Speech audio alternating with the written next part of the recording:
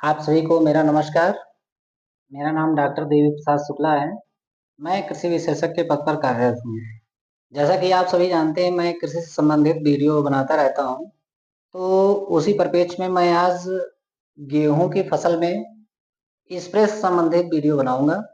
और जैसा कि मैंने आपसे पिछले वीडियो में बताया था कि जब गेहूँ की फसल में हमारी जब 30 से 45 दिन की फसल हो तो 19 का स्प्रे करना चाहिए। ये वाटर सोल्यूबल एनपीके है। तो 30 से 45 दिन में स्प्रे करने से हमें क्या लाभ है, कैसे डालना चाहिए, मैंने उसके बारे में बहुत ही विस्तृत जानकारी आपको दी थी।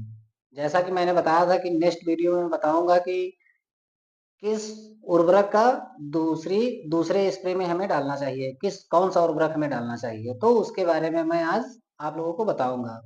वो उर्वरक है 05234। इसको एमकेपी भी बोलते हैं। एमकेपी मतलब मोनो पोटेशियम फास्फेट। तो आप देखेंगे कि हम इसके बारे में विस्तृत चर्चा करेंगे। कब डालना है, कैसे डालना है, कितनी मात्रा में डालना चाहिए, इसका उपयोग क्यों करना चाहिए, उसके बारे में आज मैं बताऊंगा, जिससे हमारे किसान भाइयों को इससे फायदा होगा, जो हमारे छात्र पढ़ रहे हैं उनको भी इससे संबंधित नॉलेज मिलेगा। तो आइए जानते हैं।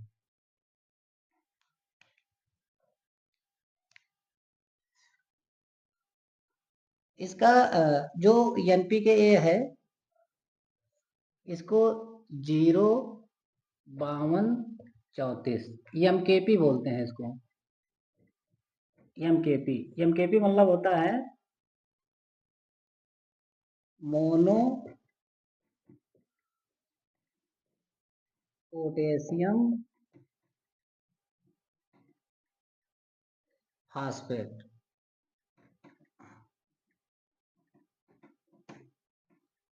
अब हम देखते हैं, इसके बारे में आपको विस्तृत बताएंगे क्यों इसको डालना चाहिए। अब आप देखेंगे कब इसका उपयोग करना है, कब करना है इसका उपयोग। तो जब हमारी फसल कम से कम 55 से 60 से 65 से 70 दिन की हो, आप एक एवरेज लगा सकते हैं। 55 से 65 दिन तक आप लिख सकते हैं। जब आपकी फसल 55 दिन से 65 दिन की हो, उस समय इसका स्प्रे हम करना चाहिए, हमें स्प्रे करना चाहिए इसका। क्योंकि ये 05234 है। इसके पहले मैंने बताया था कि जब हमारी 30 से 45 दिन की फसल हो तो हमें क्या स्प्रे करना चाहिए, 1919 19 अब और दोनों में जैसे पहले स्प्रे किए और दूसरे स्प्रे के बाद, क्योंकि हमारे बहुत सारे किसान भाई पूछेंगे कि स्प्रे में अंतराल कितना रखना चाहिए। कम से कम 10 से 12 दिन इतना अंतराल होना चाहिए एक स्प्रे से दूसरे स्प्रे का। अब और देखते हैं क्यों करना चाहिए इसका स्प्रे। क्योंकि आप देखेंगे इसमें 52% फास्फोरस होता है और 34% इसमें पोटास होता है। फास्फोरस क्या करेगा, जड़ का विकास, और पोटास क्या करेगा, और बहुत सारे जड़ का विकास करेगा। एटीपी एडीपी रिलीज यही करता है। एटीपी एडीपी, ये हमारे जो छात्र हैं वो समझेंगे कि एडीपी और एटीपी एडीपी क्या होता है। छात्र एडिनोसिन ट्राइफॉस्फेट एडिनोसिन डाइफॉस्फेट होता है।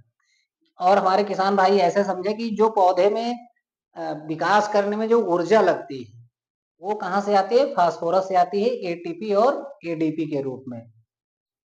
ठीक है। अब पोटास क्या करेगा, इसको जो दाने हैं उसमें चमक लाएगा, और रोग, जाड़ा, पाला, सूखा से सहनशीलता बढ़ाएगा, सहनशीलता बढ़ाता है उसकी। ठीक है।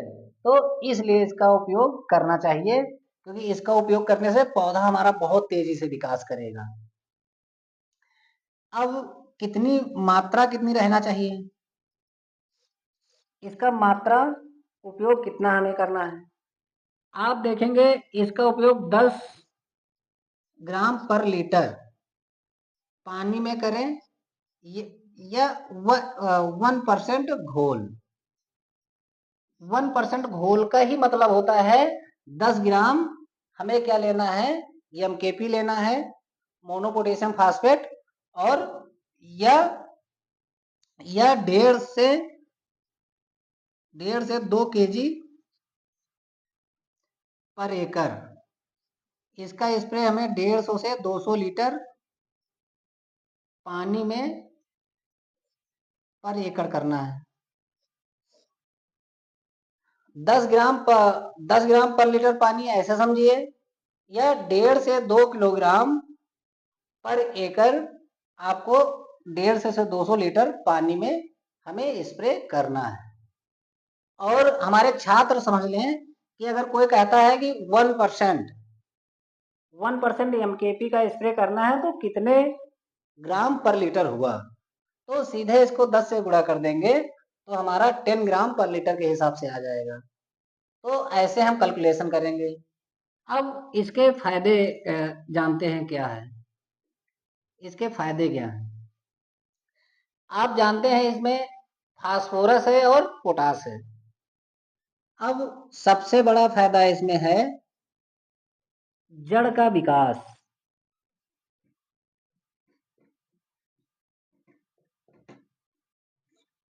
जड़ का विकास अच्छा होगा, पौधे को मजबूती प्रदान करेगा, पौधे को मजबूती बढ़ाएगा,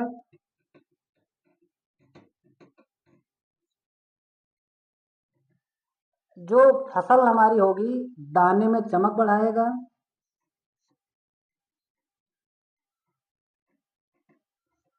दाने में चमक बढ़ाएगा, दाने में चमक बढ़ाएगा। चौथा, बालियां लंबी होंगी,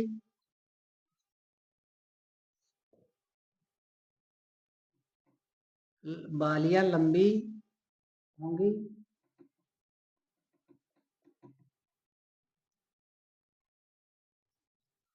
दाना स्वस्थ होगा, दाना स्वस्थ होगा। रोग रोग में सहन रो, रोगों रोग व सूखा में सहनशीलता बढ़ेगी,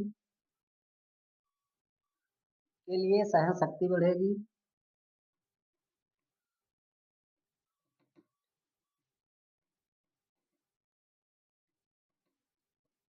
सहन शक्ति बढ़ेगी। सातवां, आप देखेंगे उत्पादन में कम से कम 15 से 20% का वृद्धि होगी।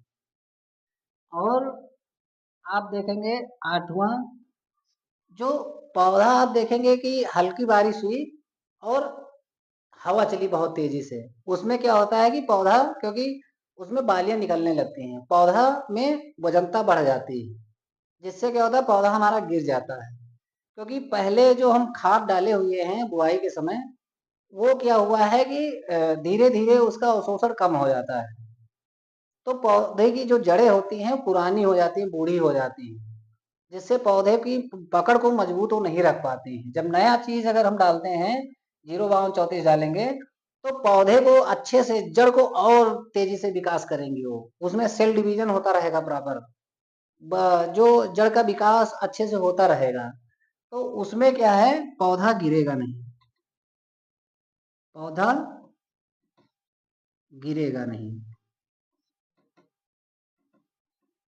तो इतने सारे इसके लाभ हैं, आप देख सकते हैं। सावधानी क्या रखनी है, इसको 19-19 के साथ 19-19 के साथ इसको स्प्रे नहीं करना है। हमें कैल्शियम हो, मैग्नीशियम हो, इसके साथ स्प्रे नहीं करना है। अगर सिंगल स्प्रे करें तो बहुत अच्छा है। अगर किसी फंजीसाइड या कीटनाशक के साथ करते हैं तो उसमें क्या करना है, जार टेस्ट हमें कर लेना है। जार टेस्ट कर लें। और चौथा, सुबह या शाम में करें। सुबह या शाम में करें। और ठंडी की फसल है तो उसमें आप पूरा दिन भी कर सकते हैं, अगर बहुत ज्यादा टेम्परेचर नहीं है तो ये सावधानियां हैं। इसकी लागत मैं आपको बताऊं, जैसा कि मैंने पिछले वीडियो में बताया था, इसकी लागत बहुत कम है। पहला स्प्रे आप 19-19 का करें, 19 का, 19-19 का। दूसरा स्प्रे आप 55 से 65 दिन में, जब बाली निकलने से पहले, जब गांठें बनने लगती हैं उस समय हमें इसका स्प्रे करना चाहिए, एमकेपी का। इससे आपको इतने फायदे होंगे, 15 से 20% का फायदा होगा। बालियां अच्छी निकलेंगी, बड़ी निकलेंगी, लंबी, और उसमें जो दाना भरेगा अच्छा भरेगा, चमकदार रहेगा। तो और उस समय जब आप देखेंगे लू चलने लगती है, जब पकने को होता है, तो उसमें भी ये क्या करेगा, आपको सहायता करेगा, जिससे पौधा जो दाना है हमारा स्वस्थ रहेगा। तो आप ऐसे इसको समझ सकते हैं। ये भी आप मान के चलिए कि इसका जो लागत है, लागत इसका लेबर सहित आप देखेंगे 2 किलो अगर स्प्रे करते हैं तो 150 से 200 का आप मान लीजिए, 150 से 200 का आप मान लीजिए प्रति किलो मिलेगा। तो 400 रुपये इसका हो गया, और प्लस 300 लेबर का, आपका 700 रुपये में 1 एकड़, 700 रुपये में 1 एकड़ स्प्रे हो जाएगा। और आपको बताऊं कि इतना फायदा करेगा कि जो जमीन में आपने डाला है उससे इसका रिजल्ट बेहतर मिलेगा। और इसमें 2 आवश्यक जो हमारे पोषक तत्व हैं, प्राथमिक पोषक तत्व हैं, फास्फोरस और पोटास, आप पौधे को तुरंत प्राप्त होगा। तो संभवतः आप सभी को, हमारे जो किसान भाई हैं, ऐसी प्रैक्टिस अपनाएं और उत्पादन को अपने बढ़ाएं 15 से 20%, और लागत को भी कम करें। और हमारे जो छात्र हैं वो ऐसे समझें, प्रैक्टिकल इसका कर सकते हैं आप लोग, और ऐसे समझें कि 05234 का उपयोग कैसे करना है, कब करना है, और अपने आसपास किसान भाइयों को बताइए, जिससे उनकी जो हमारा इकोनॉमी है वो भी अच्छी होगी किसान भाइयों की, और लागत भी कम होगा, और उनको इससे फायदा भी बहुत ज्यादा मिलेगा। हमारे मिट्टी पे जो इसका प्रभाव है वो भी कम होगा, जो हम लोग नीचे केमिकल फर्टिलाइजर डालते हैं, तो उससे भी हमारे किसान भाइयों को छुटकारा मिलेगा। तो संभवतः आप लोगों को ये लेक्चर समझ में आया आया होगा। अगर आया है तो आप लोग लाइक करिए, शेयर करिए, और कमेंट सेक्शन में जाकर के कमेंट करिए। और इससे संबंधित कोई प्रश्न है या कोई आपको क्वेरी है तो आप कमेंट में जाकर के जरूर बताइएगा, और इस चैनल को सब्सक्राइब करिए। आप सभी को मेरा बहुत बहुत धन्यवाद।